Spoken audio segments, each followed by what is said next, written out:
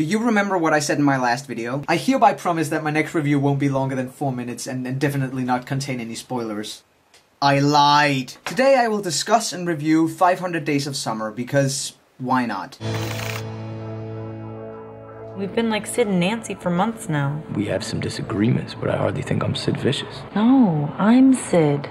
Oh, so I'm Nancy. So here's a film that has received a lot of undeserved love and praise from young indie teenagers who think that Joseph Gordon-Levitt is so hot and Zooey Deschanel is so cute and quirky and the film is just groundbreaking and the soundtrack is perfect and blah blah blah. But I also think that the film has received a lot of undeserved hate exactly because of this annoying young indie kid fan base that the film naturally has attracted. But if we can see past all this unnecessary mozzarella of jibber jabber, I think we'll find an exceptionally good and solid romantic comedy. But it's not groundbreaking, it's not original. I mean, the concept and the themes have been used many times before, which is something I'll get back to in a minute. Now, before the actual review begins, I should tell you that this is the film that my girlfriend and I saw on our first date almost 3 years ago. So this film actually means a lot to me personally. Hopefully this doesn't cloud my judgment, but now you've been warned. Okay, so 500 Days of Summer is obviously inspired by, and perhaps even based on, Annie Hall from 1977. Not only do they share the not chronological structure that shows the ups and downs of a doomed relationship, but the themes and the cinematic tools that are being used are very similar as well. Annie Hall is famous for being one of the best deconstructions of the manic pixie dream girl, and 500 Days of Summer actually does this as well, albeit in a different way. The manic pixie dream girl is a kind of sexist phenomenon that appears in many romantic comedies. It's the name for the female character whose only purpose is to give new meaning to the male hero's otherwise dull and sheltered existence. She is always incredibly attractive and quirky and high on life, and she has a good taste in music, and sometimes she even has a tendency towards petty crimes. Annie Hall turns this around because it's actually Woody Allen's character who functions as a manic pixie dream boy to Annie Hall because he's the pretentious and cultural guy who makes her realize her true potential. Both Annie Hall and 500 Days of Summer feature a lot of metafiction, except 500 Days of Summer is a lot more subtle about it. Like, obviously there's Woody who breaks the fourth wall, which doesn't happen in 500 Days of Summer. Or does it? I had completely forgotten about the final shot of the film when Joseph Gordon-Levitt looks directly into the camera. Yeah, sorry about that. Okay, continue. But there's an animation sequence in both films, and there's a scene on a balcony featuring subtitles. These two scenes are incredibly effective in two very different ways. I honestly think that the Expectations reality scene from 500 Days of Summer will reach the same iconic status that the subtitle scene from Annie Hall has. I guess I just figured, why make something disposable, like a building, when you can make something that lasts forever, like a greeting card?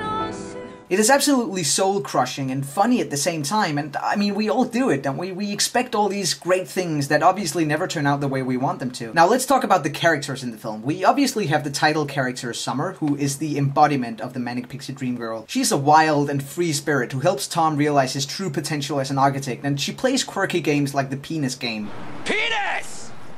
Sorry, Tourette's. You know how it is. Penis! She has it too. Penis! From this description, she should be a cliché, but the film deconstructs the concept that she's based on when we realize that she's not actually this perfect person that everybody loves. In the flashback toward the end of the film, we realize that she's actually been kind of absent from their so-called relationship. And it's just Tom, the main character, who has put her on a pedestal, and because we see the story through his eyes, so have we. In that regard, it's very much like the film Eternal Sunshine of the Spotless Mind. In that film, we have a character, Joel, who also regards his love interest as a concept instead of an actual person, which is commented on beautifully when Clementine says, "Too many guys think I'm a concept, or I complete them, or I'm gonna make them alive. I'm just a fucked up girl who's looking for my own peace of mind." Which is something that Tom should have realized so he didn't get hurt. Personally, I think Zooey Deschanel plays this part very well. She's able to portray both the cliché and the deconstruction of it. In most other films, I find Zooey Deschanel kind of annoying, especially in that TV show she's in. It's just... Ugh, make it stop. But in 500 Days of Summer, I really don't mind that she's playing this quirky indie girl, because it's so cleverly done. Now we've come to the part about the male protagonist, Tom, and this is where the film really becomes something special. If you go to any video about 500 Days of Summer on YouTube and read the comment section, you'll find so many people calling Summer a bitch and sympathizing with Tom. And I did that too when I saw the film for the first time. I could relate to Tom, and I, like him and many others, fell in love with Zooey Deschanel's character. But now that I'm older, I realize that he's kind of a douchebag. Joseph Gordon-Levitt actually says it best. This is a quote from an interview he did with Playboy. The 500 Days of Summer attitude of "he wants you so bad" seems attractive to some women and men, especially younger ones, but I would encourage anyone who has a crush on my character to watch it again and examine how selfish he is. He develops a mildly delusional obsession over a girl onto whom he projects all these fantasies. He thinks she'll give his life meaning because he doesn't care about much else going on in his life. A lot of boys and girls think their lives will have meaning if they find a partner who wants nothing else in life but them. That's not healthy. That's falling in love with the idea of a person, not the actual person. It is so true! Tom Hansen is shallow, he's overdramatic, and he's pathetic. I mean, he plays the Smiths when Summer walks by in the hope that she'll talk to him and fall in love with him. What even is that? His first reason for thinking that Summer is awesome is that she likes the same band as him. How fucking shallow is that? Your taste in music says little to nothing about who you are as a person. Tom's sister, who I can't really remember the name of, she tells him this early on in their relationship when she says, just because she likes the same bizarro crap that you do doesn't mean that she's your soulmate. To be honest, that's probably the truest sentiment in this film and something that we should all remember. We have a tendency of degrading people into their taste in music and their taste in film and stuff like that. Oh my god, you're a nerd fighter? Who likes Doctor Who, Sherlock and Community? We're practically the same person.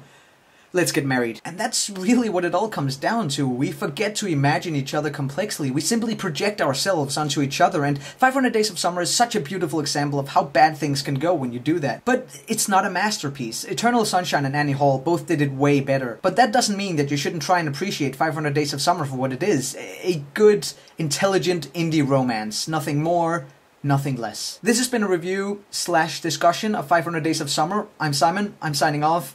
Goodbye, love-hate triangle. That was good. Yeah.